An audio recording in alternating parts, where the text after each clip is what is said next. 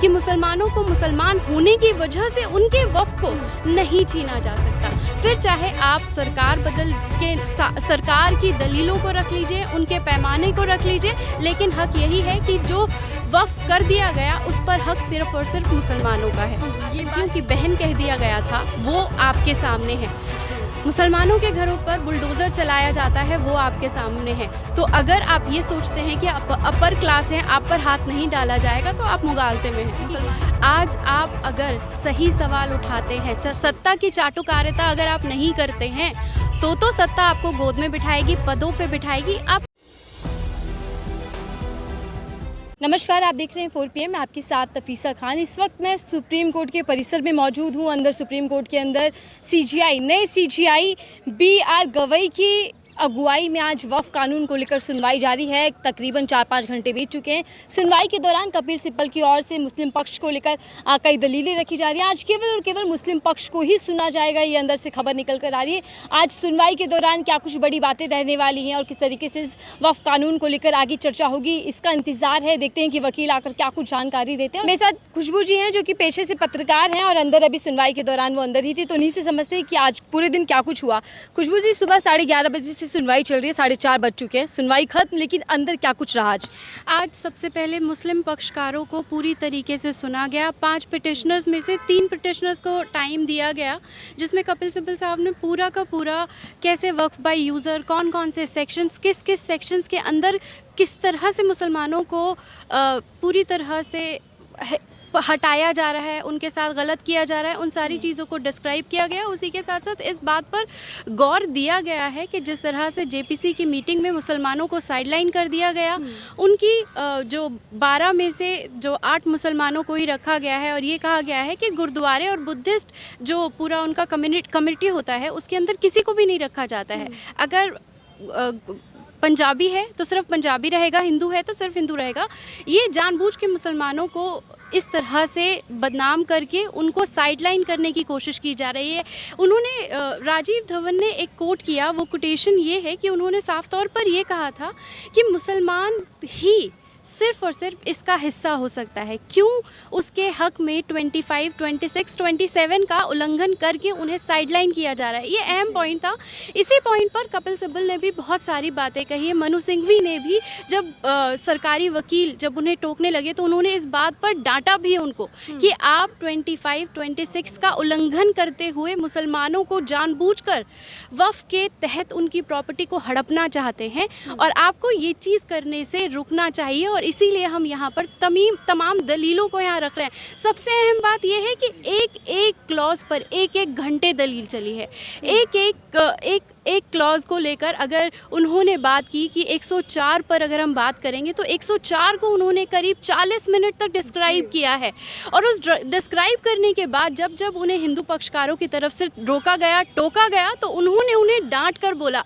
यहाँ तक कि आज की सबसे अहम बात ये थी कि जो नए CGI हैं, CGI ने पूरी इन्वॉल्वमेंट दिखाई है। कोर्ट रूम का अगर आप कोर्ट रूम की अगर आप बात करते हैं तो उसके अंदर CGI सारी बात बाकायदा सुन रहे थे, इन्वॉल्व हो रहे थे और बार बार जब सवाल खड़े किए जा रहे थे तो उस पर उन्हें रोका जा रहा था कि आपका पक्ष कल आएगा, आप कल बात रखिएगा। लेकिन आज इनको पूरी तरह से बोलने, कहने और अपना पक्ष रखने का हक दिया गया है।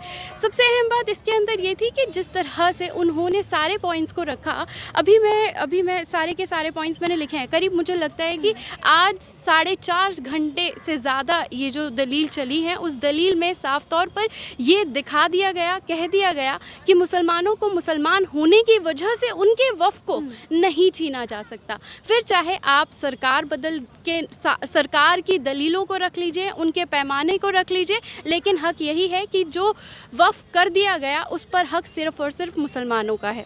ये बात CGI की ओर से, उनकी बेंच की ओर से कही गई है? ये मुस्लिम पक्ष की तरफ से कही गई है। मैम, आज मुस्लिम पक्ष को सुना गया और कल हिंदू पक्ष की सुनवाई होनी है। 5 याचिकाओं को सुप्रीम कोर्ट ने इजाज़त दी थी। क्या पाँचों की पाँचों याचिकाओं को सुना गया है या सिर्फ कुछ ही याचिकाओं पर आज ध्यान दिया गया है? आज सिर्फ तीन से चार, चौथी में भी करीब 4:15 का टाइम हो गया था, तो उन्होंने कहा कि कल 2-2 मिनट 3-3 मिनट का टाइम दी जाएगा। लेकिन जिस तरह से आज बिल्कुल डिटेल से पूरी की पूरी पैरवी सुनी गई है, उसमें ये लगता है कि कल शुरू का 1 घंटा जो 11:15 से 12:30 के बीच का होगा, वो भी बाकी के 3 और 4 जो पिटिशनर है, 4 और 5 जो पिटिशनर्स हैं, उनको पूरी की पूरी जगह दी जाएगी। बाकी मैम, आज जो कुछ सुनवाई के दौरान बातें निकल कर आई हैं मुस्लिम पक्ष की ओर से, आपको क्या लगता है कि कल जो हिंदू पक्ष को सुना जाएगा तो उसके अहम बिंदु क्या रहने वाले हैं? क्योंकि इससे पहले जो पूर्व सीजीआई रहे, जब इस पूरे मामले की सुनवाई पहली बार हुई थी, तब कई तरीके की रोक सुप्रीम कोर्ट ने लगा दी थी और इसी के साथ साथ सुप्रीम कोर्ट ने भी सरकार से कई सवाल पूछे थे, जिसमें मुख्य सवाल यही था कि मुसलमानों के वक्फ में हिंदुओं का क्या काम। ये जो अहम बिंदु है पूरे वक्फ कानून में निकल कर आ रहा है, ये भी आज रहा। ये भी आज भी इसी बात के इर्द गिर्द सारी चीज़ें होती रही, सारी क्लॉज भी इस पर ही बात की गई है। सत्ता बार बार वक्फ बाय यूज़र को जो सरकार ने पॉइंट रखा है उसी को सही बता रही है, लेकिन कल किस तरह से इस पर क्या बातचीत होती है वो निकल कर सामने आएगा। क्योंकि आज जिस तरह से एक एक क्लॉज रखा गया है, कल हिंदू पक्ष की तरफ से भी एक एक क्लॉज रखा जाएगा। लेकिन इसमें अहम बात यह है कि सीजीआई ने साफ तौर पर कह दिया है कि हम हर किसी पक्ष को ध्यान से सुनेंगे, क्योंकि आपने बोला सीजीआई ने पहले ही जिन चीज़ों पर रोक लगा दी है, उसी को लेकर ये बहस लंबी चलाई जा रही है कि ये रोक जो लगाई गई है इसे कंटिन्यू रखा जाए या इसे ख़त्म कर दिया जाए। इसी पर कल वो पक्ष सुनने के बाद इस पर ही फैसला आएगा कि क्या जो रोक लगी है रखा जाए या हटा दिया जाए। लेकिन मैम, जो मुस्लिम पक्ष कह रहा है कि हमारे वक्फ बाय यूज़र की बात कर लें या फिर पूरे वक्फ कानून की बात कर लें कि इसको सरकार सिर्फ और सिर्फ इसलिए मुसलमानों की ज़मीनों पर एक कब्ज़ा रख सके और सरकारी निगाहें रख सके। तो जो अभी तक आप इस पूरे मामले से जुड़ी हुई हैं, आपने पुरानी भी सुनवाई सुनी है, आपको इस पूरे मामले में क्या लग रहा है कि कानून जो बनाया गया है मुसलमानों के पक्ष के लिए है, फिर वाकई ही मुसलमानों की ज़मीन पर सिर्फ सरकारी निगाहें रखना चाहती है सरकार? मैं अपना ओपिनियन क्या? मैं अपने ओपिनियन भी मैं आपको बताती हूँ, लेकिन आपने जो सवाल पूछा है उसका एग्जैक्ट जवाब जो राजीव धवन ने अपने बातचीत में उन्होंने बताया कि जब से सत्ता ये बिल लेके आई है तब से 130% इंक्रीजमेंट हो गई है रजिस्ट्रेशन में। और सवाल यही उठता है कि अचानक से 130% जो आप रजिस्ट्री की बात करें वो कैसे हो गई। इसी बात को लेकर ही यहाँ पर ये सारी के सारे सेक्शन को लैंडशिप बुक सेक्शन 104 पेज नंबर 76 को लेकर उन्होंने साफ तौर पर कहा है। और यहाँ पर 7 जजों की जो जजमेंट है वो रतलाम कोर्ट करते हुए उन्होंने बताया, नो रिलीजन एवर सर्वाइव। अगर उसको इस तरीके से दबाने की, कुचलने की कोशिश की जाएगी तो आपके सवाल का जवाब ही इस सेक्शन के अंदर कंप्लीट हो जाता है कि जब सेक्शन 104 के बीच जब बात आती है तो फिर आप कैसे मुसलमानों के सर पर जानबूझ के उनकी ज़मीनों को हड़पने की साजिश को के तहत आप ये बिल को लाकर सर पर थोप सकते हैं। बिल्कुल मैम। अब अगली सुनवाई कल है मैम, मैं ये भी जानकारी आपसे लेना चाहती हूँ क्योंकि आपने एक अहम बात बोली कि मुसलमान हैं इसीलिए सिर्फ मुस्लिम बोर्ड के अंदर दखल नहीं होनी चाहिए। लेकिन देश भर में जो माहौल देखने को मिल रहा है कि अब मज़हब के नाम पर कानूनी एक्शन लिया जा रहा है। अभी अब मैं बात कर रही हूँ प्रोफेसर अली खान की। ये जो मामले सामने आ रहे हैं, क्या वाकई अब कानून हो, सरकार हो, वो सिर्फ मजहबी कार्रवाई करती दिख रही है?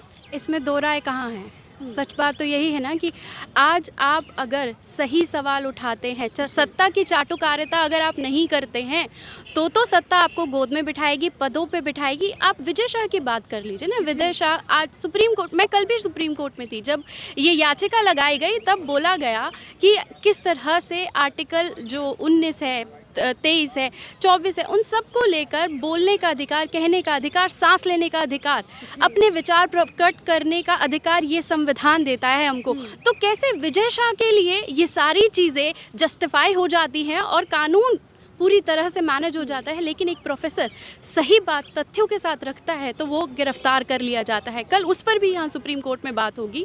लेकिन सवाल यही है कि मुसलमान को मुसलमान होने की वजह से निशाना बनाया जा रहा है। अगर आप सत्ता की चाटुकारिता करते हैं, उनकी गोद में जाके बैठ जाते हैं तो आपको सब कुछ मिलेगा मुसलमान होते हुए भी। लेकिन आप कॉम्प्रोमाइज़ नहीं होते हैं तो न जाने और कितने प्रोफेसर्स आपके सामने आएंगे। ये तो प्रोफेसर्स हैं। जब देश की बेटी को आतंकियों की बहन कह दिया गया था, वो आपके सामने है।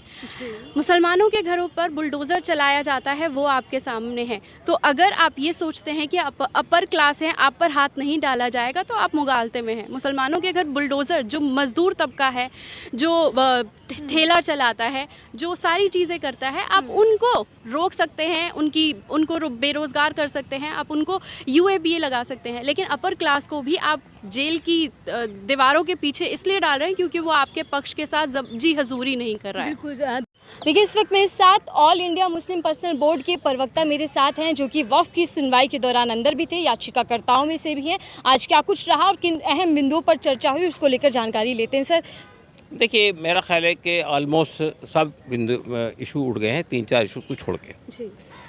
पहली बात तो कपिल सिब्बल साहब ने यहाँ से स्टार्ट किया था कि अगर आप ऐसे ही देखें एक्ट को जो बना है 2025 का एक्ट, तो उससे दो बातें स्पष्ट तौर पर सामने आती हैं। पहली बात तो ये है कि आप एक पर्टिकुलर कम्युनिटी के राइट्स को, कॉन्स्टिट्यूशनल राइट्स को छीन रहे हैं। जी। उसका जो हक है अपने एंडोमेंट बनाने का, वक्फ बनाने का, उसको आप छीन रहे हैं, उसको मेंटेन करने से हटा रहे हैं। तो एक चीज़ तो ये है। दूसरी चीज़ ये है कि उन्होंने कहा कि इसमें कई प्रोविज़न ऐसे हैं जो ऐसा लगता है कि सरकार एक पर्टिकुलर कम्युनिटी को ये कह रही है कि तुम्हारी अब तुम ये सब काम नहीं कर सकते। मिसाल के तौर पर उन्होंने कहा कि देखिए, वक्फ बाय यूज़र का कानून है। वक्फ बाय यूज़र में आज से 200 साल पहले, 300 साल पहले, 500 साल पहले किसी ने वक्फ किया कोई प्रॉपर्टी मस्जिद के लिए, उसका तो कोई डॉक्यूमेंट नहीं है और उसका कहीं रजिस्ट्रेशन नहीं है। तो ये कह दिया गया था कि जो प्रॉपर्टी जिस काम के लिए इस्तेमाल हो रही है, वक्फ बाय यूज़र का मतलब ये है ना कि इस्तेमाल की वजह से वो वक्फ है। तो सुप्रीम कोर्ट ने भी अपने जजमेंट में कहा कि once a Waqf always a वक्फ। अब आप ये कह रहे हैं कि अब जो नया कानून लाया गया वो ये कहते हैं कि अब जितनी वक्फ बाय यूज़र की प्रॉपर्टी है वो प्रॉपर्टी रजिस्टर्ड की जाएगी। रजिस्टर के लिए डॉक्यूमेंट मांगेंगे आप, डॉक्यूमेंट नहीं हो तो आपको रजिस्ट्रेशन नहीं होगा, वक्फ बाय यूज़र की हैसियत ख़त्म हो जाएगी। दूसरी बात आप ये कह रहे हैं कि वो प्रॉपर्टी जो होंगी वो प्रॉपर्टी यानी वक्फ बाय यूज़र की जो प्रॉपर्टी होंगी उस पर कोई डिस्प्यूट खड़ा हो गया तो वक्फ की प्रॉपर्टी से निकल जाएगी वो। तो आप सोच सकते हैं कि ये दोनों चीज़ों से वक्फ बाय यूज़र की प्रॉपर्टी जो है हिंदुस्तान में बहुत ज़्यादा तादाद में है। तो ज़ाहिर है कि जब बादशाहों का दौर था, नवाबों का दौर था, उस ज़माने में जितनी मस्जिदें बनी, जितनी दरगाहें बनी, वो सब अब हाथ से निकल जाएंगी। उन्होंने कहा दूसरी बात ये कही कि देखिए, ये हमारे यहाँ एक लॉ है, आर्कियोलॉजिकल सर्वे ऑफ इंडिया के तहत में प्रोटेक्टेड मॉन्यूमेंट्स हम लेते हैं। तो प्रोटेक्टेड मॉन्यूमेंट में कई मस्जिदें हैं, कई दरगाहें हैं, कई इमाम बाड़े हैं। अब आप ये कह रहे हैं कि जो प्रोटेक्टेड मॉन्यूमेंट हैं उनकी वक्फ की हैसियत नहीं रहेगी। तो वक्फ की हैसियत नहीं रहने का मतलब ये हुआ कि अगर कोई मस्जिद है तो वहाँ नमाज नहीं पढ़ी जाएगी, कोई दरगाह है तो वहाँ श्रद्धालु नहीं जाएंगे, कोई इमाम बाड़ा है तो वहाँ पे सिया कम्युनिटी के लोग नहीं जाएंगे। तो ये आप मेरे हक़ को छीन रहे हैं। और बल्कि ये बात भी है कि आर्कियोलॉजिकल सर्वे ऑफ इंडिया के अपने कानून के अंदर ये मेंशन है कि आर्कियोलॉजिकल सर्वे ऑफ इंडिया का काम सिर्फ मेंटेनेंस करना है, बाकी जिस पर्पज़ के लिए वो प्रॉपर्टी बनाई गई थी वो पर्पज़ जारी रहेगा। आप वो पर्पज़ को ख़त्म कर रहे हैं। तीसरी बात उन्होंने कही कि साहब ये कानून के अंदर आपने ये कहा कि अगर गवर्नमेंट का डिस्प्यूट है तो गवर्नमेंट के डिस्प्यूट को वक्फ बोर्ड नहीं तय करेगा। गवर्नमेंट के डिस्प्यूट के लिए गवर्नमेंट एक डिजिग्नेटेड ऑफिसर बनाएगी, वो डिजिग्नेटेड ऑफिसर जो है फैसला करेगा। तो उनका डिजिग्नेटेड ऑफिसर गवर्नमेंट का बनाया हुआ ऑफिसर होगा, कलेक्टर हो या डिजिग्नेटेड ऑफिसर हो, किसके हक़ में फैसला करेगा, ये बात स्पष्ट साफ है। तो अब डिजिग्नेटेड ऑफिसर के फैसले को आप चैलेंज नहीं कर सकते। वो डिजिग्नेटेड ऑफिसर जो फैसला करेगा वो फैसला वक्फ बोर्ड को नहीं बताएगा, वो स्टेट गवर्नमेंट को बताएगा। स्टेट गवर्नमेंट वक्फ बोर्ड से कहेगी कि आप यहाँ से इस प्रॉपर्टी को हटा दीजिए, इसलिए कि ये प्रॉपर्टी अब आपकी नहीं रही है। चैलेंज जरूर कर सकते हैं आप हाई कोर्ट में भी, सुप्रीम कोर्ट में भी, लेकिन आप जानते हैं कि सुप्रीम कोर्ट में, हाई कोर्ट में फैसले कितने लंबे चलते हैं। बाद में उसका फैसला 1949 से शुरू हुआ था, 2019 में उसका फैसला आया फाइनल। तीसरी बात उन्होंने कही कि ये जो बात कही जा रही है कि 5 साल तक प्रैक्टिसिंग मुस्लिम होगा वही वक्फ कर सकता है, तो ये तो अजीबोगरीब बात है। ये कौन से कानून, कौन से कॉन्स्टिट्यूशन में लिखा हुआ है कि मेरी प्रॉपर्टी है, मैं गिफ्ट करना चाहता हूँ, मैं डोनेट करना चाहता हूँ, उसके लिए मैं 5 साल तक प्रैक्टिसिंग मुस्लिम होगा, ये कैसे आप फैसला करेंगे? और ये बिंदु सर वो हैं जो शुरुआत से ही उठाए जा रहे हैं। सर, सुप्रीम कोर्ट ने सरकार से कई सवाल पूछे थे इससे पहले वाली सुनवाई में जब रोक लगाई थी, क्या वो सरकार जवाब दे पाई उन तमाम सवालों के? सरकार ने जो जवाब दिए वो जवाब पर भी कल बहस हुई बहुत लंबी से तफसील से, और ख़ास तौर से वीर सिंह साहब ने बात की कि आपने ये कहा कि 2013 में जो वक्फ की प्रॉपर्टी थी और जो 2023 में है वो 3 गुना बढ़ गई है। जी। तो उन्होंने कहा कि ये इतना बड़ा झूठ बोला गया है, और उसकी वजह ये है कि आपने खुद किरण रिजिजू साहब ने ये कहा था कि पोर्टल पे डालने की वजह से जो चीज़ें पोर्टल पर डाली गई उसमें एक प्रॉपर्टी, अगर एक ही प्रॉपर्टी मस्जिद था, कब्रिस्तान था, ईदगाह थी, तो वो उसको एक प्रॉपर्टी माना गया था, अब उसको 3 प्रॉपर्टी मान लिया गया। इस तरह से प्रॉपर्टी बढ़ गई। प्रॉपर्टी में कोई इजाफा नहीं हुआ, मतलब ऐसा नहीं हुआ कि कोई नई मस्जिदें बनी है या कुछ नए वक्फ आए हैं, ऐसा नहीं हुआ। एक ही प्रॉपर्टी 2013 में थी, उसको 3 बढ़ा दिया गया अभी इस वक्त में। तो ये तो धोखा देने की कोशिश की जा रही है आपकी। तो ये इसका जवाब इस तरह से दिया गया। एक और अहम सवाल पूछा गया था कि मुस्लिम वक्फ बोर्ड में हिंदू का क्या काम, जो सरकार ने बोला, सुप्रीम कोर्ट ने सरकार से पूछा था, क्या उसका जवाब दे पाई सरकार? नहीं, देखिए सरकार ने जवाब ये दिया है उसका कि हम मेंटेनेंस करने के लिए, किसी भी प्रॉपर्टी को अच्छे मेंटेन करने के लिए अगर अक्रॉस द नेशन लोग आएंगे तो ज़्यादा अच्छा होगा, ये सवाल था। सो उन्होंने पूछा था सुप्रीम कोर्ट ने उस पर, क्या फिर आप मंदिरों में भी मुसलमानों को जगह देंगे, क्या आप गुरुद्वारा में मुसलमानों को जगह देंगे? जब वहाँ नहीं देंगे तो फिर यहीं क्यों दे रहे हैं आप? तो यहाँ ये बात खुद आज भी उठाई गई कि भाई वक्फ बोर्ड के अंदर आपने जो कानून बनाया है, पहले तो था कि कंडीशन थी कि ये जो भी जिस कैटेगरी से आ रहा है वो मुसलमान होना चाहिए। अब वो आपने वो कंडीशन हटा दी, तो अब जो है मेजॉरिटी नॉन मुस्लिम्स की होंगी वक्फ बोर्ड में भी और सेंट्रल वक्फ काउंसिल में भी। और देखिए यही अहम सवाल है कि वक्फ कानून को लेकर क्या होगा, क्योंकि यहाँ मुस्लिम पक्ष और सरकार के बीच में ये लड़ाई है कि संवैधानिक और असंवैधानिक ये कानून है जो कि सरकार ने सिर्फ और सिर्फ मुस्लिम पक्ष को दबाने के लिए, उनकी ज़मीन को हड़पने के लिए बनाया गया। बहरहाल इस सुनवाई में आगे क्या कुछ होता है इसका इंतज़ार करना होगा, क्योंकि सुनवाई लंबी है, लड़ाई लंबी है, लेकिन किसकी जीत होगी या नतीजा क्या निकलता है ये देखना होगा। फिलहाल दीजिए इजाज़त, देखते रहिए 4PM। मैं थी आपके साथ नफीसा खान।